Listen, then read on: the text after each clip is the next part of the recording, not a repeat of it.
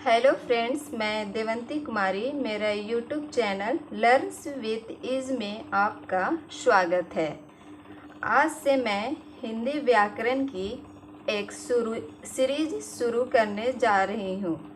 आज का हमारा पहला टॉपिक संज्ञा है, तो चलिए शुरू करते हैं। सबसे पहले हम लोग संज्ञा की परिभाषा जानेंगे, फिर संज्ञा कितने प्रकार के होते हैं, फिर उनका परिभाषा और उदाहरण को समझेंगे। तो सबसे पहले हम लोग संज्ञा की परिभाषा जानने का प्रयास करेंगे। संज्ञा सबसे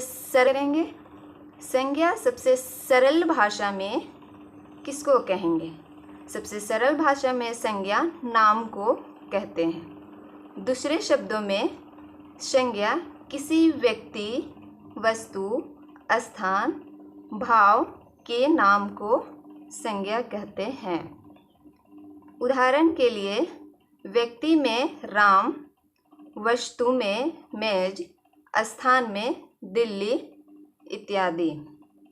संज्ञा के कितने प्रकार होते हैं इसके बारे में हम लोग जानेंगे।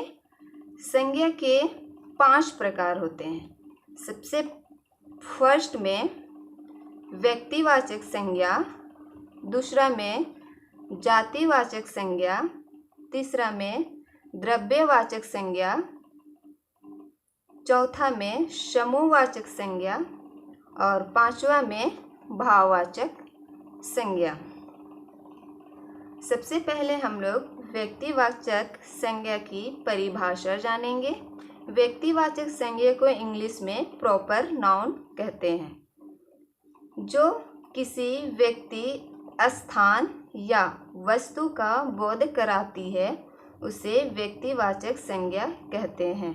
जैसे व्यक्ति में राम, स्थान में रांची, दिल्ली आदि। दूसरा नंबर में है जातिवाचक संज्ञा। इसको इंग्लिश में कॉमन नाउन बोलते हैं। जातिवाचक संज्ञा की परिभाषा है जो संज्ञा किसी जाति का बोध कराती है उसे जातिवाचक संज्ञा कहते हैं। जैसे नदी, पर्वत, लड़की आदि। जाति कहने का मतलब इसमें स्त्री जाति भी हो सकती है और पुरुष जाति भी हो सकती है। ठीक है। नदी जातिवाचक संज्ञा है क्योंकि यह सभी नदियों का बोध कराती है, किंतु अगर हम किसी विशेष नदी का नाम लेंगे तो यह व्यक्तिवाचक संज्ञा हो जाती है। इसलिए हम लोग इसमें किसी विशेष नदी का नाम ना लेकर के सिर्फ नदी कहेंगे तो वो हमारा जातिवाचक संज्ञा का एग्जाम्पल होगा। आगे है तीसरा नंबर में द्रव्यवाचक संज्ञा, जिसको इंग्लिश में मैटेरियल नाउन कहते हैं। इसकी परिभाषा है जिस संज्ञा शब्द से उस सामग्री या पदार्थ का बोध होता है जिससे कोई वस्तु बनी हो उसे द्रव्यवाचक संज्ञा कहते हैं। जैसे अब इसमें पदार्थ बोला है तो पदार्थ 3 तरह की होती है। पहला ठोस, दूसरा द्रव, तीसरा गैस। ठोस में हमारा लोहा, तांबा, सोना आदि। द्रव में तेल, पानी, घी आदि। गैस में धुआं, ऑक्सीजन, नाइट्रोजन इत्यादि। चौथा है हमारा समूहवाचक संज्ञा, जिसको इंग्लिश में कलेक्टिव नाउन बोलेंगे। इसकी परिभाषा जो संज्ञा शब्द किसी एक व्यक्ति का वाचक ना होकर समूह या समुदाय के वाचक हैं उसे समूहवाचक संज्ञा कहते हैं।